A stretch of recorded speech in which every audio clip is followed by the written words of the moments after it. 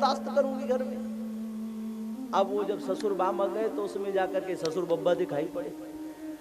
अरे बोले कोई बात नहीं, अरे किसी बूढ़े बुजुर्ग को ले आया है तो सेवा करने दो, तुम्हारा दोनों को क्या जाता है।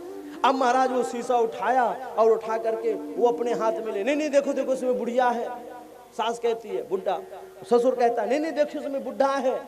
अब बहू कहे देखो इसमें बहू है, नई लुगाई लेकर के आया। अब सामने से वो व्यक्ति आया और कहा क्यों रे ये कौन है। अब कहता है पिताजी भाई साहब थे 100 रुपए में मिल गए तो उठा लाए। भाई साहब ही तो है। बोले नहीं इसमें भाई साहब नहीं, इसमें तो बूढ़ा व्यक्ति है। अब उसमें जब वो हाथ में ले तो उसको जवान दिखाई पड़े, वो ले तो बूढ़ा दिखाई पड़े, वो ले तो बुढ़िया दिखाई पड़े, वो ले तो जवान औरत दिखाई पड़े। जब आपस में छीना छानी उसने एक दूसरे के हाथ से छीना छानी करी सो महाराज वो शीशा धड़ाम से नीचे गिर गया। न उसमें बुढ़िया थी, न उसमें भाई साहब थे, न उसमें कोई था। बस यही संसार का स्वरूप है। बाद में क्या रह गया, कांच के टुकड़े रह गए। वैसे जो भी दिख रहा है, मैं दिख रहा हूँ, आप दिख रहे हो, ये पशु दिख रहे हैं, सब सारा संसार मिथ्या है। बाद में अगर कुछ रहता है सब दर्पण शीशे के समान है, कुछ शेष रहता है तो उस परमात्मा ही शेष रह जाता है। ऋतेर्थम यत प्रतीयेता न प्रतीयेत चात्मनि। सब दिखाई दे रहा है पर वास्तव में कुछ है ही नहीं। यह सारा संसार मिथ्या है, झूठा है। इस पर श्री एक राजा हुए महाराज भर्तरी। भर्तरी ने बड़ा सुंदर वर्णन किया है। भर्तरी ने जीवन में 3 शतक लिखे हैं, वैराग्य शतक, नीति शतक और श्रृंगार शतक। शतक का मतलब है 100 श्लोक। कितने 100 श्लोक एक शतक में राजा भर्तरी ने लिखे। वैराग्य शतक का महाराज ऐसा बढ़िया वर्णन किया कि कोई अगर कितना बड़ा रागी व्यक्ति उसको अगर पढ़ ले तो उसको भी वैराग्य हो जाए, ऐसा बढ़िया वैराग्य शतक। नीति शतक अधर्मात्मा राजा भी पढ़े तो वो भी धर्मात्मा बन जाए, जब राजा बने तो नीति शतक का वर्णन किया। और जब विवाह हुआ पत्नी इतनी सुंदर थी कि इतना प्रेम राजा करता था, इतना अपने बीवी से प्रेम करता था कि उसने उसके श्रृंगार के ऊपर ही 100 श्लोक लिख दिए। हमारे प्रधान जी कितने 100 श्लोक उसने लिखे सिर्फ औरत के श्रृंगार के ऊपर, एक एक अंग का वर्णन किया। योगी भी पढ़े हैं तो वो भी भोगी बन जाए, ऐसा श्रृंगार शतक हमारा। एक नंबर का मजनू आदमी, हमेशा पत्नी के जो है पल्लू से बंधा रहता, इतना प्रेम करता था बीवी से, समय समय से सब कुछ राजपाट भी करता था, ऐसा नहीं कि सिर्फ पत्नी में, लेकिन प्रेम बहुत करता था। एक दिन की बात है, राजा को वैराग्य कब हुआ, पत्नी से वो प्रेम करता था लेकिन पत्नी उससे प्रेम नहीं करती। संसार का यही स्वरूप है, हम जिससे प्रेम करते हैं कोई आवश्यकता नहीं कि वो हमसे भी प्रेम करता है। कई बार ऐसा होता है, राजा का जो प्रेम था वो वन साइड लव था, दोनों तरफ से नहीं था, एक तरफ से प्रेम था। राजा तो वो सिर्फ दिखावे के लिए करती थी। एक दिन की बात, एक महात्मा को तपस्या के प्रभाव से एक फल मिला। उस फल की महिमा क्या थी कि उस फल को जो कोई खा लेता था उसकी आयु लंबी हो जाती थी। अमर फल था, वो अमर हो जाता। महात्मा ने मन में विचार किया, तपस्या के बल से मिला है, हमारी तो आयु वैसे भी लंबी है, हम तपस्या भजन करते रहते हैं, हमको क्या आवश्यकता है, ये फल अगर हम भर्तरी को दे देंगे, भर्तरी जैसा राजा अगर देश में रहेगा तो चोरों का राज्य नहीं आएगा, है ना।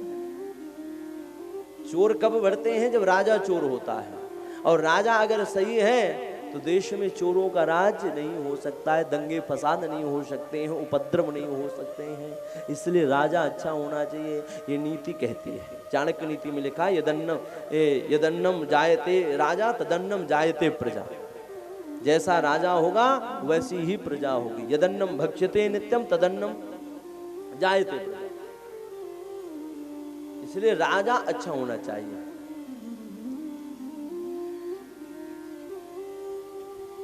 तो राजा वो फल उसने लिया और लेकर के राजा के दरबार में पहुंच गया। महाराज आपके लिए फल लेकर के आया।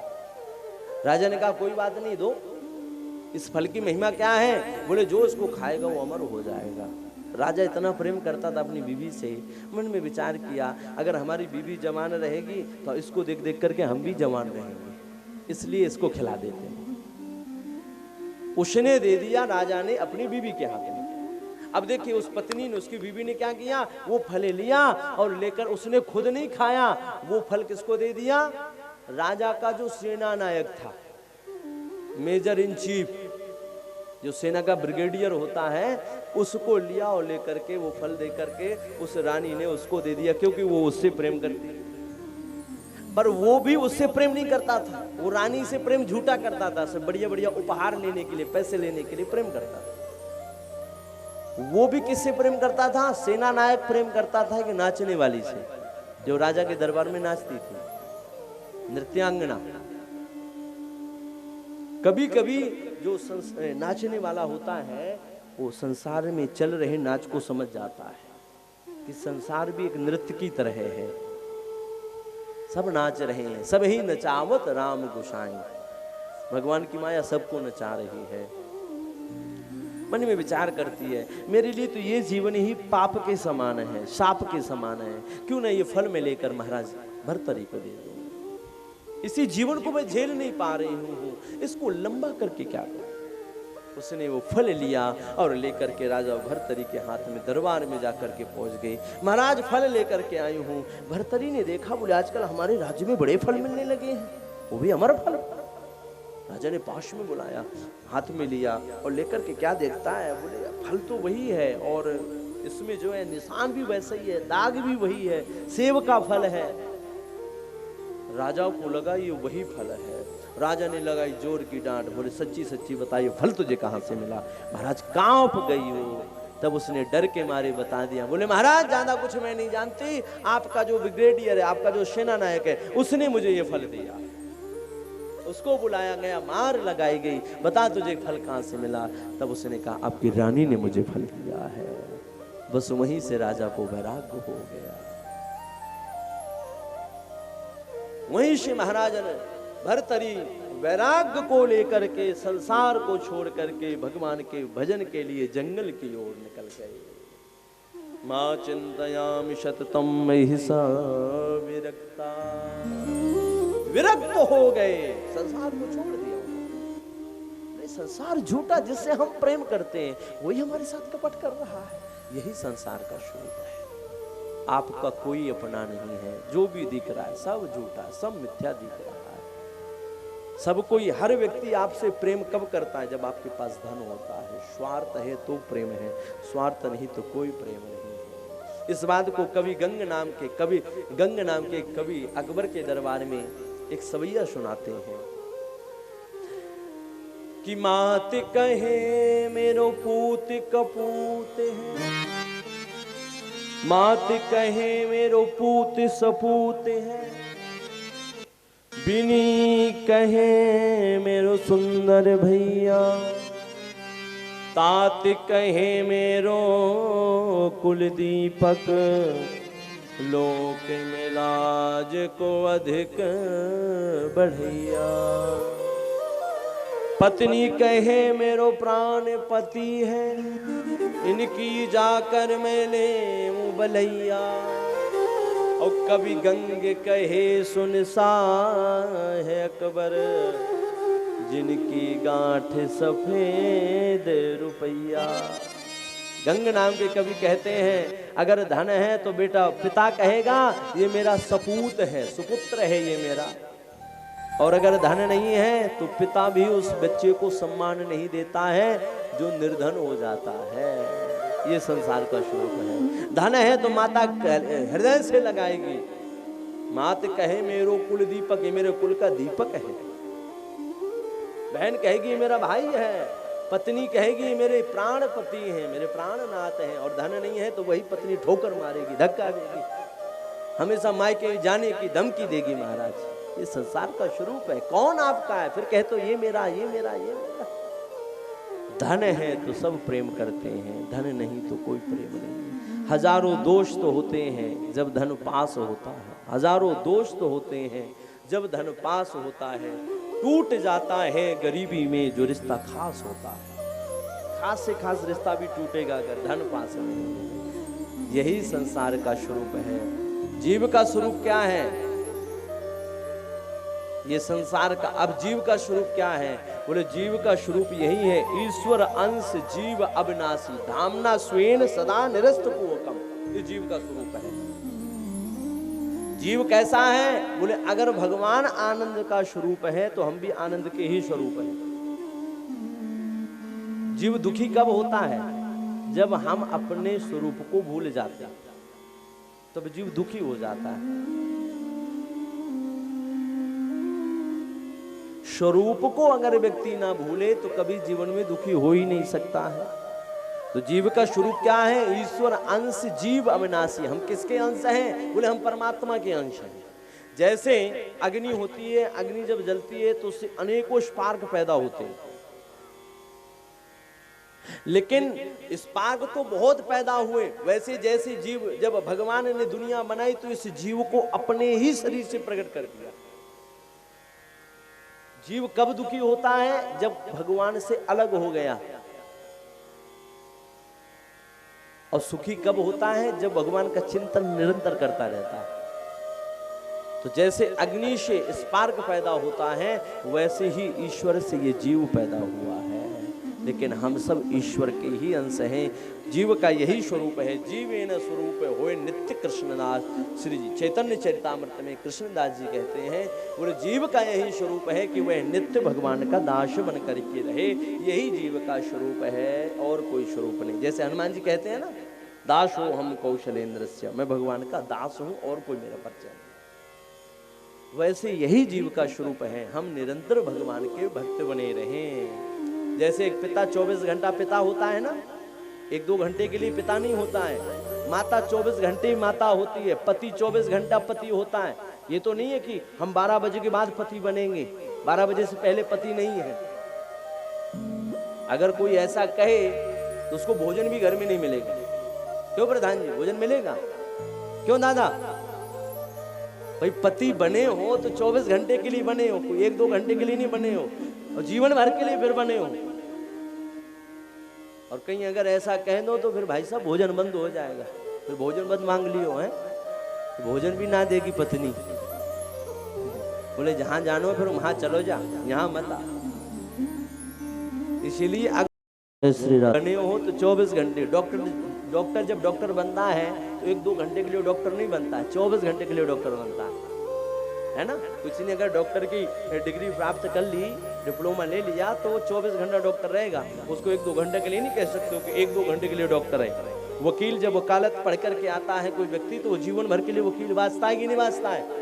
प्रधान जी एक बार प्रधान हो गए हो, जीवन भर प्रधान जी बाजोगे कि नहीं बाजोगे? बताओ, हैं? एक ही बार तो हुए हो, लेकिन जीवन भर बजोगे। तो जब संसार के संबंध जो है निरंतर बने रहते हैं, तो भगवान से संबंध 1-2 घंटे के लिए क्यों जोड़ते हो भाई? भगवान से संबंध भी वैसे ही निरंतर जोड़ करके रखो। अगर हम भक्त हैं तो 24 घंटा भक्त रहेंगे। इसके बाद 6 प्रश्न हुए। सबसे पहला प्रश्न, जीव का मंगल कल्याण कैसे हो? तो देखो, जीव के सहज कल्याण की सबसे बढ़िया कथा क्या है? जीव अगर अपना कल्याण चाहता है तो कैसे हो सकता है? बोले एक ही उपाय है। उपाय क्या है? बोले भगवान की भक्ति करी जाए, और कोई उपाय नहीं है बस। लेकिन भक्ति कैसी हो? बोले सवई पुंसाम परो धर्मो यतो भक्ति रधोक्षजा अहि तो क्या प्रतिहता ययात्मा संप्रसीदति। भक्ति कैसी होनी चाहिए? अहितुकी भक्ति होनी चाहिए। कैसी? अहितुकी। अहितुकी का मतलब है जिसमें कोई कामना ना हो। भगवान से मत मांगो, बल्कि भगवान को मांगो। भगवान से मांगोगे तो घाटे में जाओगे, भगवान को मांगोगे तो कभी जीवन में घाटा नहीं लगेगा। एक बार एक राजा ने अपने दरबार में एक घोषणा करवाई, एक कथा के, इस कथा के द्वारा पूरा आपको सिद्धांत जो है समझ में आ जाएगा। देखो, दृष्टांत हम बीच बीच में इसलिए देते हैं, कथा में दृष्टांत की आवश्यकता इसलिए है ताकि हमको भागवत का सिद्धांत समझ में आए। लेकिन समस्या ये हो जाती है कि व्यक्ति को दृष्टांत तो समझ में आते हैं पर सिद्धांत समझ में नहीं आता। व्यक्ति को सास बहू की कहानी तो बड़ी अच्छी लगती है, उसको तो जीवन में उतार लेता है और उसको सुन के चला भी जाता है। और मिलो तो पता क्या, अरे महाराज जी आपने जो कल सास बहू की कथा सुनाई थी वो बड़ी सुंदर सुनाई, वो शीशे वाली जो कथा सुनाई थी ना वो बड़ी सुंदर सुनाई। लेकिन शीशे वाली कथा सुनाई क्यों, सुनाने का उद्देश्य क्या है, उसके पीछे का रीजन क्या है, उसका कारण क्या है, क्यों कथा सुनाई गई, वो हम भूल जाते हैं। जीवन में ध्यान रखो, जो संसार का रोग है, भव रूपी रोग, ये रोग दृष्टांत से नहीं मिटेगा, ये रोग सिद्धांत से मिटेगा। सिद्धांत को अपनाने की आवश्यकता है, दृष्टांत को अपनाने की आवश्यकता नहीं है। पहले कथा क्यों सुनाई जा रही है उसका सिद्धांत अपने जीवन में उतारिए। जैसे किसी बच्चे को रोग हो जाए, ध्यान देकर के सुनना, किसी को रोग हो गया, डॉक्टर ने कहा, डॉक्टर के पास गए, डॉक्टर साहब ने कहा कि बहन जी एक काम करना, ये गोली लेकर बेटे को खिला दे। बेटे के पास मां गई, बेटे ने नहीं खाई, उसने मुंह में जैसे डाला तुरंत बाहर फेंक दिया। फिर दूसरे दिन गई, डॉक्टर साहब बच्चा तो खाता ही नहीं है, क्या करें। बोले काम करो, इस गोली को लेकर के लड्डू के अंदर रखो और खिला दो। बढ़िया लड्डू लो और लड्डू के अंदर रख करके खिला दो, मीठा समझ करके खा ले। माँ ने वैसे ही किया, लड्डू के बीच में गोली रख दी और गोली लेकर के और लड्डू लेकर बेटे के पास गए, बेटा खा ले, बड़ा सुंदर लड्डू है, दे करके चली गई। अब जब गई तो बेटे ने वो लड्डू खाया। अब जब बच्चे ने उस लड्डू को खाया तो लड्डू को खाने के बाद हुआ क्या, 10 मिनट बाद माँ पूछती है बेटा लड्डू खा लिया, बोले हाँ माँ खा लिया। कैसा था, बड़ा सुंदर, बड़ा स्वादिष्ट था, बड़ा मीठा था। अच्छा खा लिया ना, बोले हाँ। पक्का खा लिया, बोले हाँ। लेकिन माँ लड्डू तो खाया पर उसकी गुठली नहीं खाई, वो जो बीच में गुठली थी ना वो फेंक दे निकाल कर। तो क्या लड्डू से रोग नष्ट होगा, बताओ। रोग जो नष्ट होना है वो रोग गुठली से नष्ट होना है, लड्डू से रोग नष्ट नहीं होना है। वैसे भव रूपी रोग, संसार रूपी रोग, संसार से पार जीव जब ही जाएगा, भव का रोग जब ही नष्ट होगा जब जीव उसे सिद्धांत को अपनाएगा कि हमने दृष्टांत क्यों दिया, दृष्टांत देने का कारण क्या है। इसलिए दृष्टांत के पीछे का सिद्धांत अपनाइए। कथा में दृष्टांत भी है, कथा में सिद्धांत भी है, दोनों का वर्णन कथा करती है। सिद्धांत का वर्णन भी करती है और दृष्टांत का वर्णन भी करती है। इसलिए कथा हमेशा कैजुअल होकर के सुननी चाहिए, समर्पण होकर के सुनना चाहिए, समर्पित होकर। लापरवाही से कथा कभी नहीं सुननी चाहिए, परमात्मा के प्रति समर्पित हो जाइए, तभी कथा समझ में आएगी। तो दृष्टांत क्यों दिया जा रहा है, किस लिए दिया जा रहा है, हर कथा में दृष्टांत क्यों दे रहे हैं, ताकि वो कथा सरल हो जाए, आपको समझ में आ सके। किसी बात को रखने के लिए दृष्टांत देने की आवश्यकता है। विद्वान तो बहुत होते हैं, एक से एक विद्वान होता है, लेकिन हमेशा प्रशंसा उसकी होती है जो अपने शब्द शैली को अच्छे से परोसना जानता है। भोजन तो आपने 56 प्रकार के बनाए हों और उसमें अगर प्रेम ना हो, सम्मान ना हो, आदर ना हो तो उस भोजन में स्वाद नहीं आ सकता है। भोजन भले ही कम है, अगर उसमें प्रेम है, आपकी परोसने की कला अगर आपके अंदर है तो व्यक्ति 2 रोटी ज्यादा ही खा जाएगा। होता है कि नहीं होता है? आपके अंदर की कला होनी चाहिए, आपके अंदर परोसने की वो कला होनी चाहिए। तो दृष्टांत क्यों दे रहे हैं, इस पर ध्यान रखना। जीव का कल्याण कैसे होता है, बोले भक्ति से होगा। लेकिन भगवान भक्ति कैसी हो, बोले भक्ति में सिर्फ भगवान को मांगना है, भगवान से नहीं मांगना है। जो व्यक्ति भगवान से मांगता है वो घाटे में जाता है, भगवान को मांगता है जीवन में कभी घाटे में नहीं जाता है। एक बार एक राजा ने राज्य में घोषणा करवा दी कि आज मेरा जन्मदिन है, जो व्यक्ति जिस वस्तु में हाथ रखेगा वह वस्तु उसकी हो जाएगी। ध्यान देकर के सुनना, वह वस्तु उसकी हो जाएगी। किसी को राजा का घोड़ा अच्छा लगता था, उसने घोड़े में हाथ रखा, किसी को हाथी अच्छा लगता था, हाथी पे हाथ रखा, किसी को जो जिसको अच्छा लगता रखता गया। एक छोटी सी बेटी गई और दौड़ती दौड़ती जाकर के उसने सीधा राजा के ऊपर ही हाथ रख दिया। समझ में आया? राजा ने कहा अब मैं इसका हो गया तो मेरे द्वारा उत्पन्न होने वाली या मेरा जितना भी राज्य सब इसका हो गया। इसलिए भगवान से मांगोगे तो घाटों में जाओगे, भगवान को मांगोगे तो कभी जीवन में घाटे में नहीं। हनुमान जी ने कभी भगवान से कुछ नहीं मांगा और भगवान ने वो दिया जो जीवन में कभी किसी को कुछ दे ही नहीं सकते हैं। भरत को अयोध्या का राज्य या राज सिंहासन नहीं मिला, भरत जी ने स्वीकार नहीं किया, लेकिन जब भगवान गए तो अयोध्या का राजा ही हनुमान जी को बना करके गए। लवकुश को भगवान ने अयोध्या का राजा नहीं बनाया, वाल्मीकि रामायण में कहा है। अयोध्या का राजा अगर कोई बनाए है तो हनुमान जी बने हैं, क्योंकि प्रथम पुत्र जो हैं वो हनुमान जी ही हैं भगवान के। माता सीता हनुमान जी को पुत्र रूप में स्वीकार कर चुकी है, तो प्रथम पुत्र है, बड़ा बेटा है, इसलिए बड़े बेटे का अधिकार है। तो मांगा कभी कुछ नहीं, भक्ति में यही होना चाहिए। भक्ति में अगर स्वार्थ हो तो एक ही हो कि स्वार्थ सुकृत जीव कहे, हाँ स्वार्थ सुकृत जीव करे हा, स्वार्थ सुकृत जीव कहे, हाँ स्वार्थ सुकृत जीव करे हा।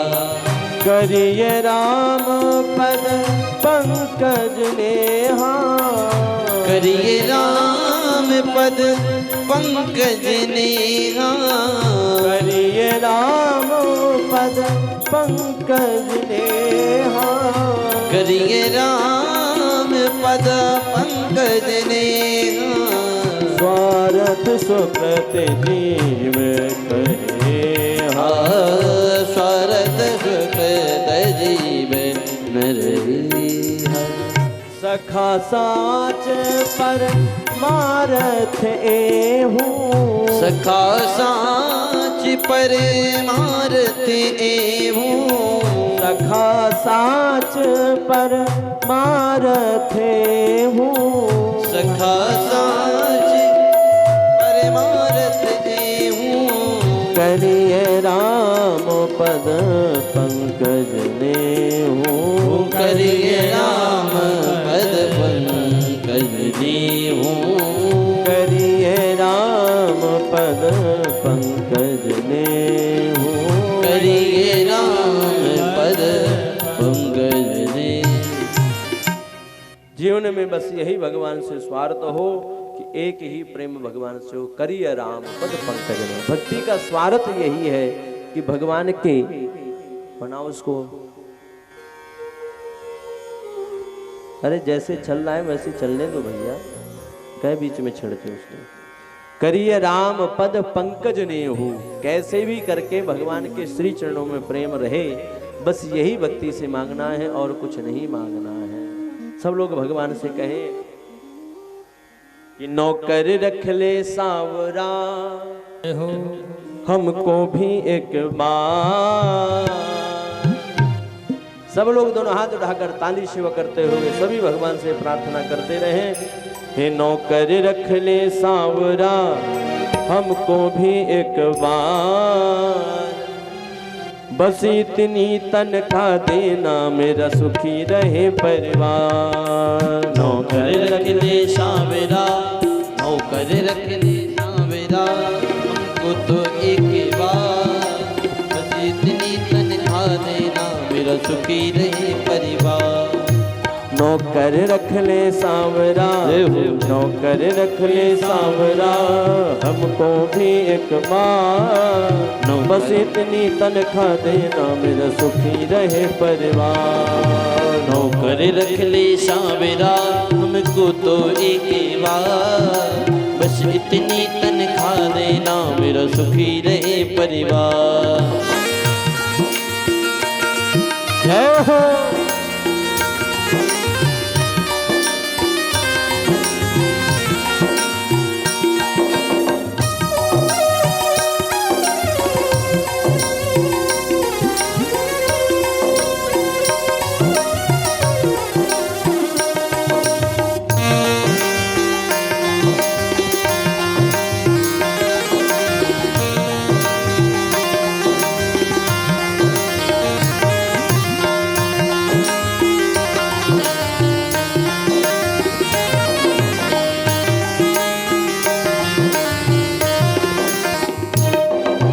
तेरे काबिल नहीं हूँ बाबा फिर भी काम चला लेना, तेरे काबिल नहीं हूँ बाबा फिर भी काम चला लेना, तेरे काबिल नहीं हूँ बाबा, फिर भी काम चला लेना। तेरे काबिल नहीं हूँ बाबा, फिर भी काम चला लेना। जैसा भी हूँ तेरा ही हूँ, गुण अवगुण बिसरा देना। जैसा भी हूँ तेरा हूँ, मेरे गुण अवगुण बिसरा देना। ओ जैसा हूँ मैं तेरा ही हूँ, गुण अवगुण बिसरा देना। जैसा भी हूँ तेरा ही हूँ, गुण अवगुण बिसरा देना। बस इतनी कृपा करना, मेरा सुखी रहे परिवार।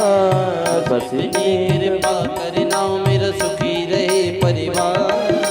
बस इतनी कृपा करना, मेरा सुखी रहे परिवार। बस इतनी कहिए सब लोग। करना, मेरा सुखी रहे परिवार। नौकर रख ले सांवरा, हमको भी एक बार। हाँ, नौकर रख ले सांवरा, हमको भी एक बार। नौकर रख ले सांवरा, हमको भी एक बार। नौकर रख ले सांवरा, हमको भी एक बार। इतनी सी तनख्वाह देना, मेरा सुखी रहे परिवार। हाँ, बस इतनी तनख्वाह देना, मेरा सुखी रहे परिवार।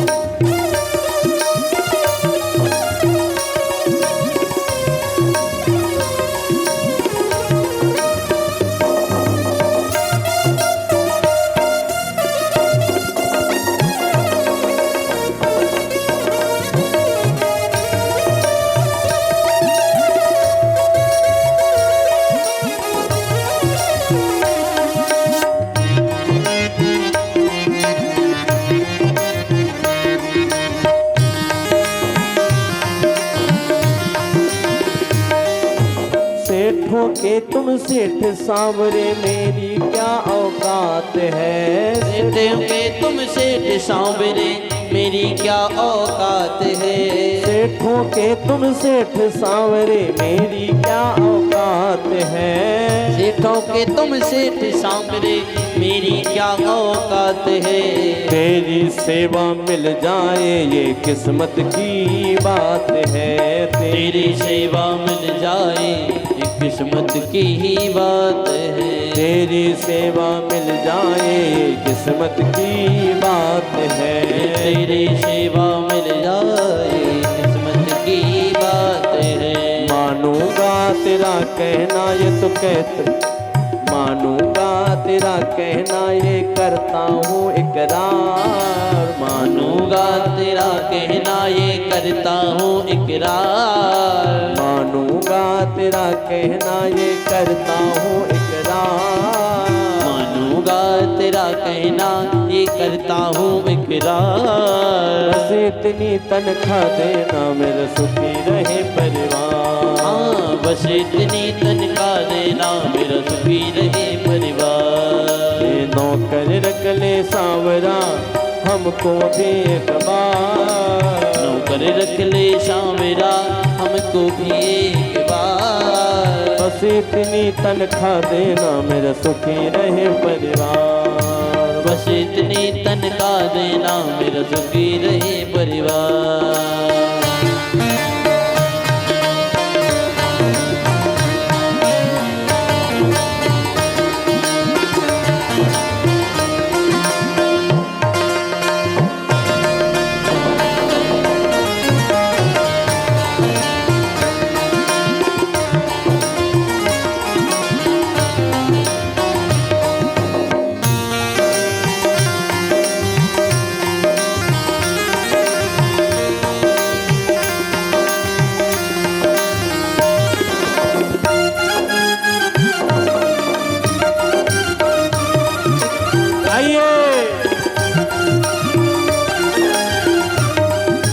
थोड़ी सी सेवा देकर हमको ना बहलाओ जी। थोड़ी सी सेवा देकर हमको ना बहलाओ जी। थोड़ी सी सेवा देकर हमको ना बहलाओ जी। थोड़ी सी सेवा देकर हमको ना बहलाओ जी। आज खड़ा हूँ सामने तेरे कोई हुक्म चलाओ जी। आज खड़ा हूँ सामने तेरे कोई हुक्म चलाओ जी। आज खड़ा हूँ सामने तेरे कोई हुक्म चलाओ जी। आज खड़ा हूँ सामने तेरे कोई हुक्म चलाओ जी। भक्तों की इस अर्जी पर प्रभु मत करना इनकार। भक्तों की इस अर्जी पर प्रभु मत करना इनकार। नौकर रख ले सांवरा हमको भी एक बार। नौकर रख ले सांवरा हमको भी एक बार। नौकर रख ले सांवरा हमको भी एक बार। नौकर रख ले सांवरा हमको भी एक बार। बस इतनी तनख्वाह देना मेरा सुखी रहे परिवार। बस इतनी तनख्वाह देना मेरा सुखी रहे परिवार। बस इतनी तनख्वाह देना मेरा सुखी रहे परिवार। बस इतनी तनख्वाह देना मेरा सुखी रहे परिवार। बस इतनी तनख्वाह देना मेरा सुखी रहे परिवार। बस इतनी तनख्वाह देना मेरा सुखी रहे परिवार। नौकर रख ले सांवरा हमको भी एक बार। बस इतनी तनख्वाह देना मेरा सुखी रहे परिवार। कि साईं इतनो दीजिए जामे कुटुम समाए। मैं भी भूखा न रहूं साधु न भूखा जाए। दरवाजे से कोई साधु संत भूखा जा नहीं पाए। हे प्रभु इतनी तनख्वाह देना कि जीवन भर खुश रहें, प्रसन्न रहें और आपका भजन करते रहें, आपको कभी ना भूलें। अहरनिश राधा रमण राधा रमण राधा रमण करते रहे। जिस हाल में, जिस देश में, जिस भेष में रहे, राधा रमण राधा रमण राधा रमण कहें। आपका नाम हम जो है निरंतर लेते रहे, यही भगवान से मां भक्ति का मतलब और कुछ नहीं है। दूसरा प्रश्न ऋषियों ने किया, भगवान के अवतार कितने होते हैं? वैसे तो भगवान के अनंत अवतार है। हरि कथा हरि अनंत, हरि कथा अनंता, कहाँ ही सुनाई बहु विधि सब संता। लेकिन भगवान के 24 मुख्य अवतार हैं। 24 अवतारों में पहला भगवान का सनकादिक, दूसरा भगवान का वराह, तीसरा भगवान का नारद, चौथा भगवान का नर नारायण, पांचवा भगवान का कपिल और छठवां भगवान का दत्तात्रेय का अवतार है। सातवां भगवान का यज्ञ अवतार है। आठवां भगवान का ऋषभ अवतार है। नौवां भगवान का पृथु अवतार है। 10वां भगवान का मत्स्य अवतार है। 11वां भगवान का कच्छप अवतार है। 12वां भगवान का धन्वंतरी अवतार है और 13वां भगवान का मोहिनी अवतार है। देवताओं को मोहित भगवान ने किया है मोहिनी रूप लेकर के। 14वां भगवान का नरसिंह अवतार है। 15वां भगवान का वामन अवतार है। 16वां भगवान का परशुराम का अवतार है। 17वां भगवान का वेद व्यास जी का अवतार है। 18वां भगवान का राम जी का अवतार है। बोलो राजा रामचंद्र भगवान की। 19वां भगवान बलराम जी का अवतार है और 20वां भगवान कृष्ण का अवतार है। बोलो बांके बिहारी लाल की जय। 21वां भगवान का हंस अवतार है। 22वां भगवान का हेग्रीव अवतार है। कलयुग के 2 अवतार, एक बुद्धावतार और कलयुग के अंत में विष्णु जैसे ब्राह्मण के बिहार की भूमि में। ये भागवत में इस चीज का पहले से ही भविष्यवाणी हो चुकी है। इस बात की भविष्यवाणी भागवत के 12 स्कंद में हुई है। भगवान विष्णु जैसे ब्राह्मण के यहाँ बिहार की भूमि में शंबलपुर नाम के ग्राम में भगवान जन्म लेकर के पधारेंगे। भगवान का काला स्वरूप होगा, घोड़े में बैठेंगे, सफेद घोड़े में बैठ करके काला रूप लेकर के भगवान कल की अवतारे लेकर पधारेंगे।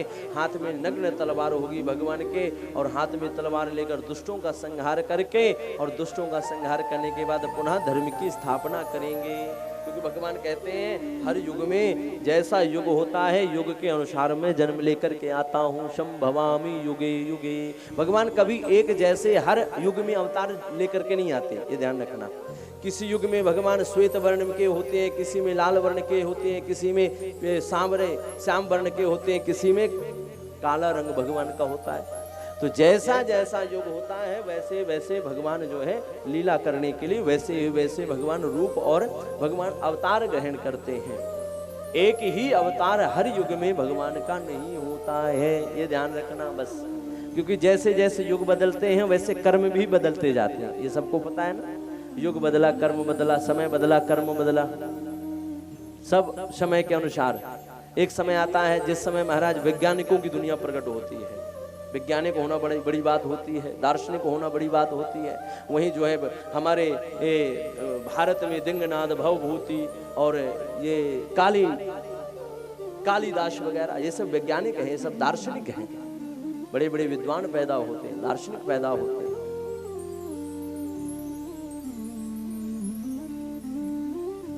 और फिर समय बदलता है तो राज परंपराओं में जब दुनिया बनती है तो भगवान राजा बनना स्वीकार करते हैं।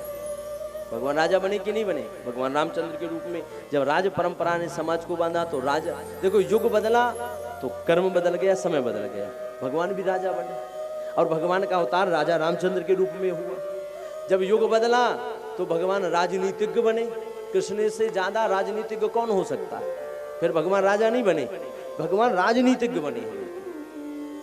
भगवान राजा नहीं है, द्वारकाधीश, भगवान राजनीतिज्ञ हैं। कृष्ण से बढ़िया राजनीतिक कौन हो सकता है? पूरे महाभारत युद्ध में चक्र, हाथ में अस्त्र शस्त्र नहीं धारण किया, लेकिन पूरे युद्ध के केंद्र बिंदु बने रहे भगवान, पूरे युद्ध का निरीक्षण करते रहे भगवान। उनसे बढ़िया कोई हो सकता है बताइए? पॉलिटिकल लीडरशिपिंग भगवान से बढ़िया कोई नहीं कर सकता। आजकल के जितने भी नेता हैं, फिर जब समय आता है फिर अर्थवाद की नेतागिरी रह जाती है। आजकल हर कोई नेता बनना चाहता है लेकिन पैसे के लिए बनना चाहता है। बात सही है कि नहीं है? अब बताओ किसी नेता के मन में देश हित की भावना है? नहीं है। पहले का राजा जो था वो अपनी प्रजा को पुत्र के समान प्रेम करता था। अब क्या कोई ऐसा नेता आपको मिलेगा? बताओ, नहीं मिलेगा। वही अपराध आपका बेटा कर दे और वही अपराध जो है किसी नेता का बेटा कर दे तो नेता अपने बेटे को छुड़वा लेगा पर दूसरे के बेटे को सूली में चढ़वा देगा। पहले के राजा नहीं करते थे। जो दंड दूसरे के लिए, अगर वही अपराध अपने बेटे नहीं करते उसको भी वही दंड मिलता था, कोई पक्षपात नहीं होता था। क्योंकि राजा के लिए प्रजा उसके पुत्र के समान होती थी। तो जब समय बदलता है तो समय के अनुसार कर्म बदल गया। कर्म क्या बदला? अब आजकल सिर्फ अर्थवाद। पहले के राजा होते थे, जब कोई देश में आपत्ति विपत्ति आती थी, कोई संकट आता था तो राजा स्वयं युद्ध करने के लिए जाता था। आपने कभी कभी सुना कि कोई राजा जो है किसी ने अपनी सिर्फ सेना भेजी हो, खुद युद्ध के लिए नहीं गया हो? बताओ, सुना किसी ने? नहीं सुना। मथुरा पर रावण ने आक्रमण किया तो महाराज दशरथ युद्ध के लिए गए। जितने भी राजा हुए अपने देश की रक्षा स्वयं राजा करता था। और आजकल के नेता देखो, राजा तो रहने के, नेता रह गए। प्रजा मरती है मर जाए, जनता मरती है मर जाए, लेकिन वो बढ़िया एसी कमरे में घुसा बैठा हुआ, उसको मतलब ही नहीं। आजकल न तो देश का भाव रह गया, न देश हित की भावना रहेगी। और अगर व्यक्ति सच्चे मन से देश की सेवा करे तो उसको कुछ करने की आवश्यकता नहीं, उसका भी भगवान कल्याण कर दे। लेकिन भाव आपका सच्चा होना चाहिए, बस ये जीवन में ध्यान रखिए। पहले के शूरवीर होते थे, महाराज महाराणा प्रताप हुए हैं, कितने कितने हुए, भामाशाह हुए, महाराज शिवाजी हुए, महाराज छत्रसाल हुए, वीरांगना लक्ष्मीबाई हुई। ये सब सूरवीर थे उस समय के,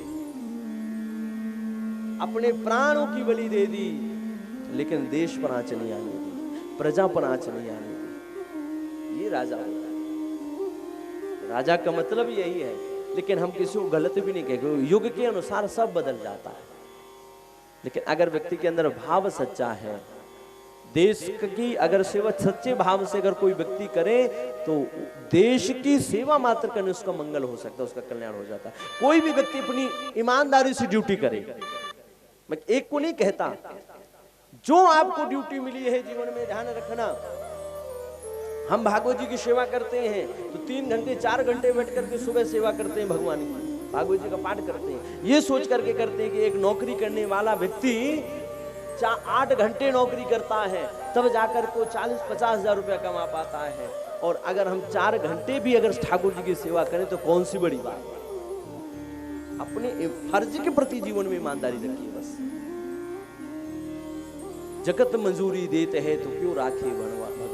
अगर हमने इस कर्तव्य को स्वीकार किया तो ये हमारा कर्तव्य है कि हम 4 घंटे अपनी ईमानदारी के साथ सेवा पूजा करें, ठाकुर जी की सेवा करें। आपको अगर भगवान ने पुलिस वाला बना दिया है तो फिर आपका ये कर्तव्य बनता है कि घूसखोरी करके किसी को सता करके अगर धन लोगे तो वह धन आपका कहीं न कहीं से निकल जाएगा, आपको बाद में नरक का गामी बनना पड़ेगा।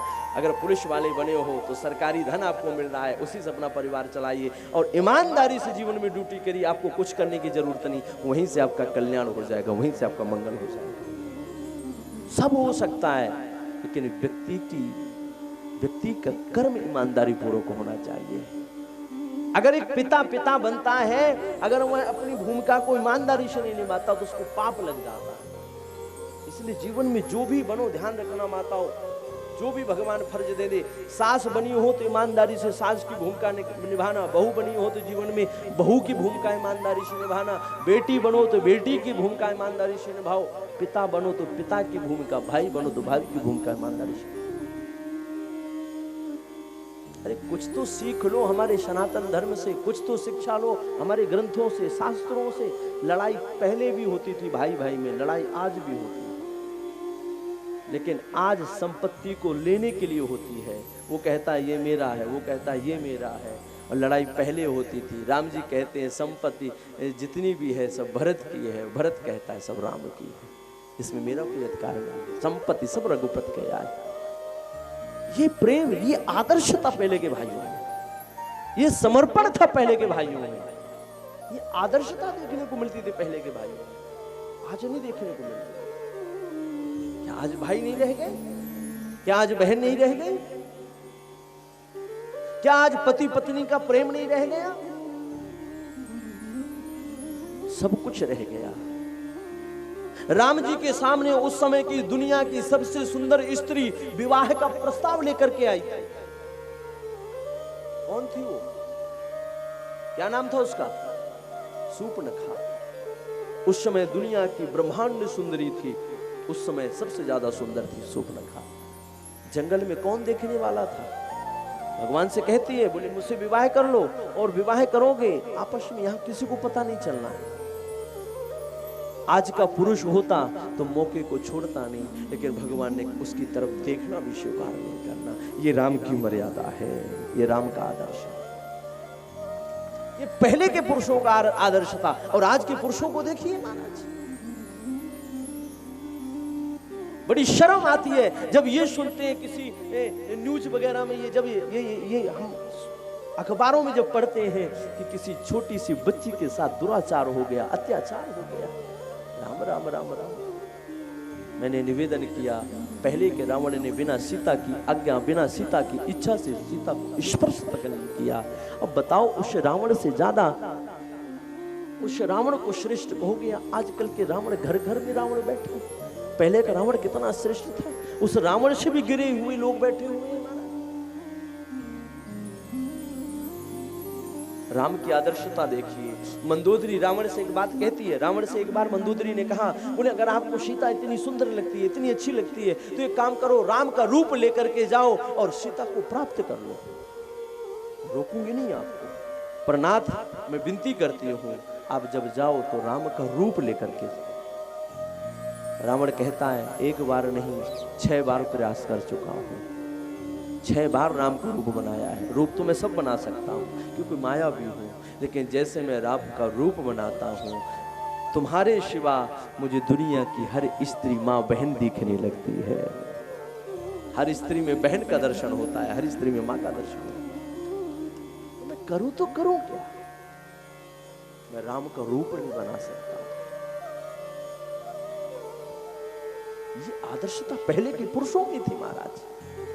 आज के पुरुषों में वो आदर्शता नहीं रह गई, वो विचार नहीं रहा, वो प्रेम नहीं रह गया, भाई भाई में समर्पण नहीं रह गया। भगवान ने रघुकुल की रीत को मिटाया है। यहां से जब भगवान का जन्म हुआ, रघुकुल के भगवान को मर्यादा पुरुषोत्तम क्यों कहा गया? दशरथ पुरुषोत्तम नहीं कहा, उनके वंश में जितने राजा हुए किसी को मर्यादा पुरुषोत्तम नहीं कहा, राम को ही मर्यादा पुरुषोत्तम कहा। क्योंकि यहाँ से भगवान ने, जब दशरथ के घर में भगवान जन्म लेकर के आए, तो यहाँ से भगवान ने मर्यादा की नींव रखी है। भगवान ने यहाँ मर्यादा को स्वीकार किया। लक्ष्मण से कहा, लक्ष्मण आज के बाद मैं स्वीकार करता हूँ, हमारे वंश में भले ही कई स्त्रियों से विवाह करने की प्रथा रही है, परंपरा रही है, हमारे दादा ने भी किया, हमारे पिता ने भी किया, लेकिन मैं ये प्रतिज्ञा करता हूँ आज के बाद मैं एक ही पत्नी व्रतधारी रहूंगा। लक्ष्मण ने भी प्रतिज्ञा कर ली। बोले भैया अगर आप प्रतिज्ञा करते हो तो मैं भी ये प्रतिज्ञा करता हूँ कि जीवन पर्यंत मैं परछाई की तरह आपके चरणों में आपके साथ साथ रहूंगा और आपकी सेवा में समर्पण रहूंगा। ये आदर्शता रामचरितमानस की है, ये पहले के पुरुषों की आदर्शता है, ये भाई भाई का प्रेम है जो रामचरितमानस में देखने को मिलता है। सब कुछ है, जो भी जीवन में बनो उसको ईमानदारी से अपनी भूमिका निभाओ। मैं निवेदन यही करूंगा, जो भी जीवन में भगवान बनाए, पिता बनो तो जीवन में ईमानदारी हो, पिता के प्रति फर्ज पूरा करो, पिता बनकर। माँ बनो तो ईमानदारी से माँ बनो, बहू बनो तो ईमानदारी से बनो। ये मत भूलो कि आज तू बहू है, कल तुझे भी सास बनना है। वो समय दूर नहीं है तेरे लिए। किस बात का कलह करना, किस बात का क्लेश करना? एक बात बताओ मुझे, अरे 4 दिन का जीवन है, 4 दिन की जिंदगी है, हंस करके बोल करके आपस में प्रेम बना करके चलो भैया। कलह क्लेश में कुछ नहीं रखा है। एक दिन तू भी चला जाएगा, जिससे लड़ रहा है एक दिन वो भी चला जाएगा।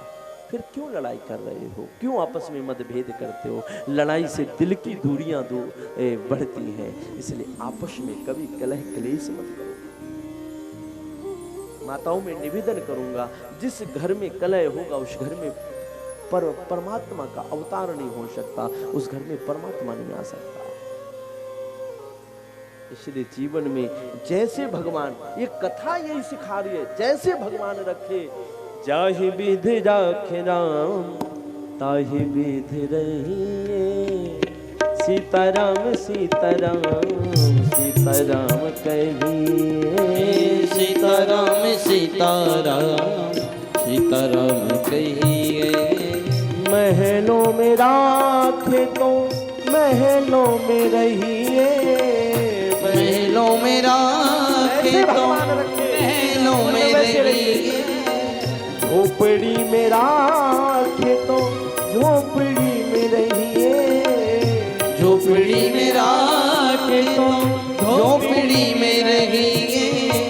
जाहि विधि राखे राम ताहि विधि रहिए, जाहि विधि राखे राम ताहि विधि रहिए।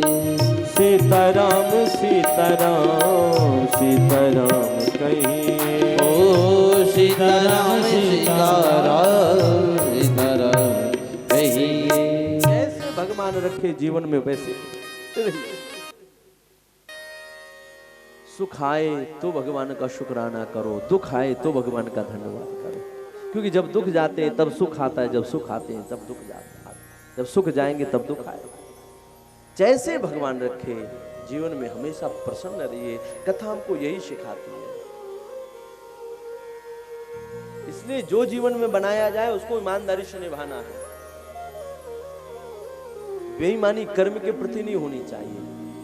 भगवान धर्म की हर युग में भगवान का अवतार होता है। कल युग में भगवान का कल की अवतार होता है। 24 अवतारों की कथा कही। देखो इन अवतारों में भी कुछ भगवान के अंशावतार हैं, कुछ भगवान के कला अवतार हैं, कुछ भगवान के पूर्ण अवतार हैं। अंशावतार कहा गया वेद व्यास और कपिल जी को। डॉक्टर अनेक प्रकार के होते हैं। कोई डॉक्टर मेडिसिन डॉक्टर होता है, कोई सर्जन होता है और कोई ऑलराउंडर डॉक्टर होता है। जो मेडिसिन डॉक्टर होता है वो दवाई ही दे सकता है, दवा के सिवा कुछ। कई डॉक्टर होते हैं ना, नाड़ी देखते हो, नाड़ी देख करके आपको बीमारी है, लो ये दवा खा लें और आपका रोग ठीक हो जाता है। वैसे कुछ भगवान के अवतार जो कला अवतार हैं, ये अंशावतार। अंशावतार कौन से हैं? व्यास जी, भगवान कपिल। ये क्या करते हैं? भागवत रूपी औषधि देते हैं, सांख्य शास्त्र रूपी औषधि देते हैं, ब्रह्म पुराण जैसी औषधि देते हैं और जीव का कल्याण करते हैं। भगवान के कुछ कला अवतार हैं। जैसे कुछ डॉक्टर होते हैं ना, वो सर्जरी करना ही जानते हैं, उनका काम ये चीड़ा फाड़ी करना और कुछ नहीं हो जानते, वो सर्जरी ही करेंगे। कल अवतारे हैं भगवान के, भगवान नरसिंह। भगवान नरसिंह आए भयंकर रूप लेकर के। जब हिरण्यकश्यप ने कहा क्या भगवान तेरा इस खंभ में है, प्रहलाद कहता है हाँ पिताजी, इस खंभ में मेरे परमात्मा का वास है। भगवान जब उसने खंभे में गदा का प्रहार किया, गदा के प्रहार से खंभ विदीर्ण हो गया। अगड़ गड़गड़ गड़गड़ाने है, खंभ फाटन को कड़कड़ाने है। निक्षुर नरनाहर को रूपयति भयानक है, भयंकर रूप है। बड़े बड़े दांत हैं, विशाल भगवान के बाल है, जलते हुए भगवान के विशाल नेत्र हैं। भगवान आए, भगवान ने ये भी नहीं पूछा तेरे बेटे बाप को मारूं कि नहीं मारूं। भगवान ने पूछा प्रहलाद जी से, बताओ, नहीं पूछा कि तेरे बाप को मारूं कि नहीं मारूं। आए और आकर के सीधा भगवान ने हृदय विदीर्ण किया और हृदय छाती को चीर करके उसकी जो आंतों की माला थी, आंत निकाल करके और उसको अपने गले में डाल करके बैठ गया। उसकी माला भगवान ने धारण कर ली। ये सर्जन है, ये भगवान के कला अवतार है। दो अवतार भगवान के पूर्ण अवतार है, राम और कृष्ण।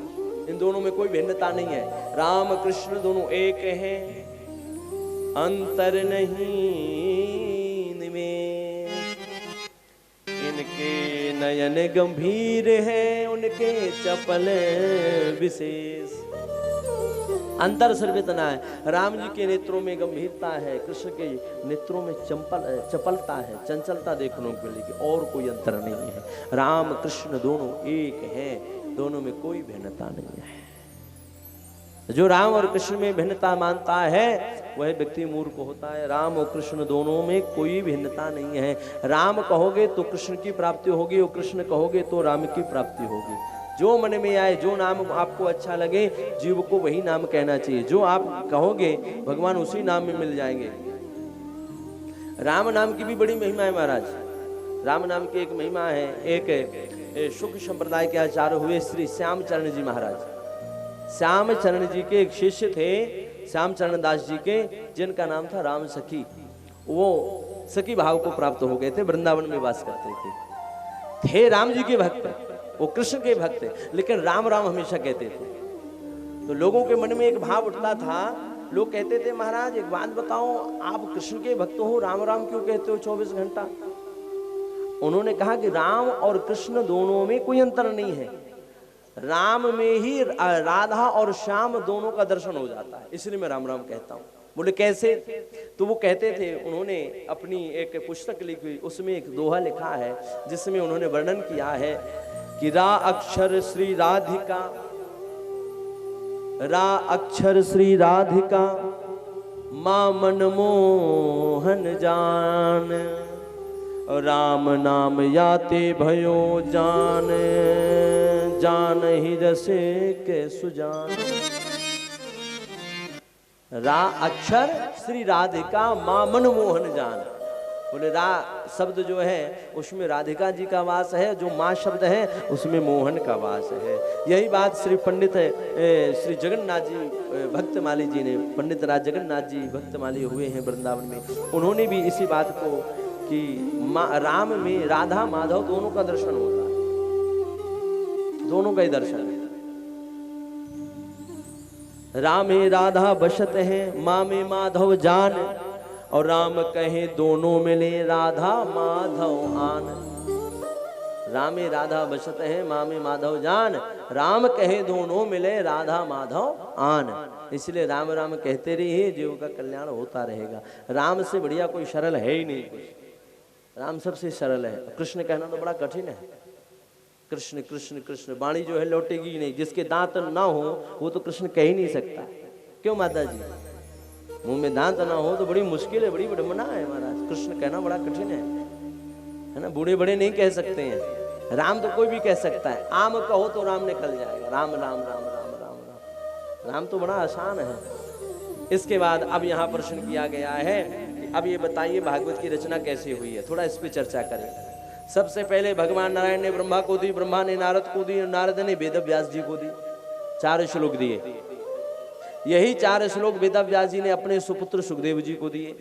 वो 18,000 श्लोकों के रूप में लिखे गणेश जी की सहायता से। आज भी अगर आप बद्रीनाथ धाम गए हो तो वहां एक माड़ा गांव पड़ता है,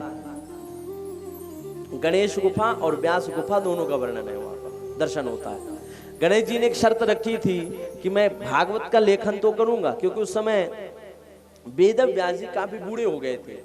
अब बुढ़ापे में व्यक्ति का हाथ तो ज्यादा चलता नहीं है, हाथ कांपते हैं बेचारे के, तो बूढ़े होने के कारण हाथ कांप रहे थे। तो उन्होंने कहा बोले लिखवाया कैसे जाए? बोले बुद्धि के दाता गणेश जी ही लिख सकते हैं और कोई लिख नहीं सकता है।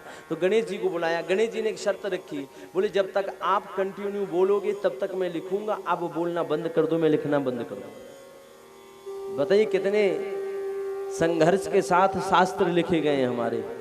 व्यास जी ने जीव के कल्याण के लिए उस समय 80 साल की अवस्था में भी इस शास्त्र, इस महापुराण का लेखन वेद व्यास जी महाराज ने किया, बुढ़ापे की अवस्था में, ताकि जीवों का कल्याण हो सके। और आजकल के मूर्ख लोग शास्त्रों में ही टिप्पणी कर रहे हैं। हमारे संतों ने पत्ते खाकर के महाराज शास्त्रों की रचना करी है। कितना संघर्ष किया होगा हमारे संतों ने सिर्फ जीव के कल्याण के लिए, हमारे मंगल के लिए। तुलसीदास जी ने रामचरितमानस कितने संघर्ष के साथ लिखी होगी, जरा विचार। और आजकल के मूर्ख कहते हैं कि रामचरितमानस से ये चौपाई निकाल दो, वो चौपाई निकाल दो। अरे मूर्खों, पता है नहीं, ज्ञान है नहीं, पढ़े लिखे हो नहीं, कभी शास्त्र पढ़े नहीं और दुनिया की बातें कर रहे हैं। पहले शास्त्र को पढ़ो तो सही, उसका चिंतन तो करो, उसका मनन तो करो कि भगवान कौन सी बात, किस कारण को, किस रीजन को लेकर भगवान कहां पर कैसी बात और किस स्थिति को लेकर भगवान कर रहे हैं।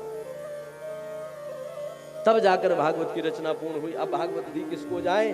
तब महाराज भागवत का लेखन जो हुआ है वो किसके, भागवत का जो लेखन हुआ माड़ा गांव में हुआ, सुखदेव जी को प्रदान की गई। यही कथा राजा परीक्षित को दी है सुखदेव जी ने। अब यहाँ प्रश्न किया गया, गुरुदेव ये बताइए परीक्षित कौन है? अब आइए सुंदर पावन कथा, पांडवों की कथा हम लोग आधा घंटा श्रवण करेंगे। बड़ी सुंदर कथा है, देव की आदि महाभारत की पावन कथा। देखो महाभारत का जितने भी प्रसंग हैं, हर एक प्रसंग बड़ा मार्मिक है। महाभारत की कथा साधारण नहीं है। महाभारत को इतिहास कहा गया है। सबसे बड़ा अगर कोई शास्त्र है तो महाभारत ही सबसे बड़ा है। 1 लाख श्लोक है महाभारत में। कितने? 1 लाख। मैं निवेदन करूंगा, कथा प्रारंभ होने से पहले, ये कथा आप सबके सहयोग से हो रही है। आप सभी भक्तों का जो भी सहयोग हो, पिछली बार तो खूब आप सबने सहयोग किया, जो कि गौ माता की सेवा के लिए उस समय हमारे राम बहादुर जी ने अकेले ही पूरी कथा करवाई थी। इस बार भी लगे तो है ही, लेकिन अगर आप सब लोग सहयोग करें तो बड़ी अच्छी बात है। तो जिसका भी मन करे श्रीमद् भागवत की पावन कथा में अपने पितरों के निमित्त अपने पितरों का नाम लेकर के दान करने की जिसकी इच्छा हो, काउंटर लगा है। आप भागवत जी के लिए अपना अपना सहयोग जरूर करें, क्योंकि आप सबको निमित्त बनाकर ये भागवत की कथा हो रही है। और अगर बिहारी जी की इच्छा हुई, आप लोगों का सहयोग हुआ, तो हर वर्ष ये कथा यूं ही होती रहे। इसलिए आप लोग थोड़ा थोड़ा सहयोग करिए। कथा तो देखो होगी ही होगी। अगले वर्ष से एक नियम बनाएंगे कि 7 दिन के अलग अलग जजमान बनाएंगे। एक एक दिन सबको पूजा करने का अवसर प्राप्त होगा, है ना। एक दिन के हमारे दादा भी बनेंगे। स्थान भले ही कोई और हो, ये नहीं होगा तो दूसरा होगा, लेकिन उस समय एक नियम बनाया जाएगा कि 7 दिन के अलग अलग जजमान होंगे। इस बार तो जैसे हो रहा है ठीक है, बिहारी जी की जैसी इच्छा है। इसमें भी भगवान की इच्छा हम समझते हैं, जो राघव करवाते हैं वही होता है। अगर आप लोगों का सबका मन होगा तो अलग अलग जजमान, 7 दिन के अलग अलग जजमान होंगे। एक एक दिन सबको पूजा करने का अवसर मिलेगा, सबको एक एक दिन कथा सुनने का अवसर मिलेगा। सामूहिक कथा का इस वर्ष भी आयोजन किया गया है। अगले वर्ष जो है थोड़ा और नियम बना करके सामूहिक कथा का हम लोग आयोजन करेंगे। हमारे प्रधान जी हैं, हमारे राम बहादुर पटेल जी हैं। तो आप सभी लोग, मैं सबसे निवेदन करूंगा, जिसका जो सहयोग हो आप सब अपना अपना अनमोल सहयोग जरूर प्रदान करें। जिसकी जो इच्छा करें आप यहाँ से रसीद प्राप्त कर सकते हैं। गौ माता के लिए देना है तो गौ माता के लिए, और भागवत जी के लिए सेवा करनी है तो भागवत भगवान के लिए। कुछ भक्तों ने गौ माता के लिए अपनी राशि दी है, तो मैं उनका नाम बोलूँगा, अगर वो यहाँ हो तो आकर के भागवत भगवान से आशीर्वाद जरूर प्राप्त करें।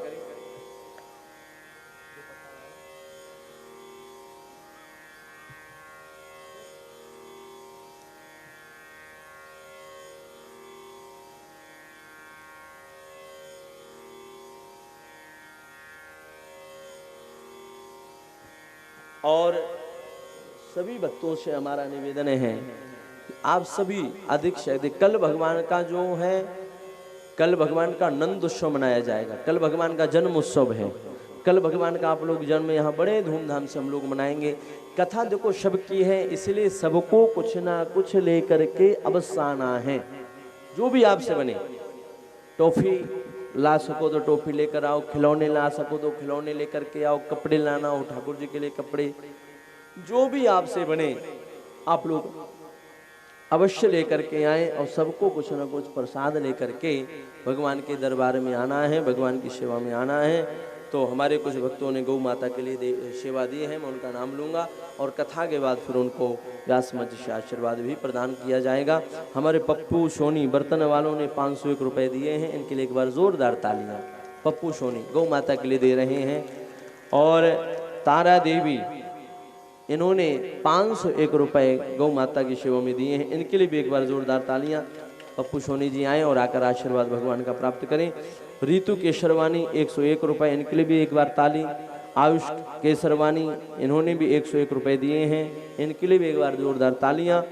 और ज्ञान सिंह पटेल जी, इन्होंने भी 101 रुपये दिए हैं, इनके लिए भी भगवान एक बार जोरदार तालियां। भागवत भगवान इन पर भी कृपा करे। और पूजा बहन कोई बेटी है, पूजा ने भी जो है 100 रुपये का योगदान किया है भागवत जी की सेवा में। तो भगवान की कृपा इनके ऊपर भी हो और इनका भी भंडार भरा रहे। एक बार इन सभी भक्तों के लिए आप सब मिलकर के जोरदार तालियों की सेवा करें, क्योंकि ताली जो है कमजोर नहीं होनी चाहिए। आप लोग भी एक बार जोरदार तालियां भाई लोग भी बजाएं। भगवान की बड़ी कृपा है, आप इसी प्रकार से योगदान करते रहें, सहयोग करते रहें, भगवान की कृपा बरसती रहे।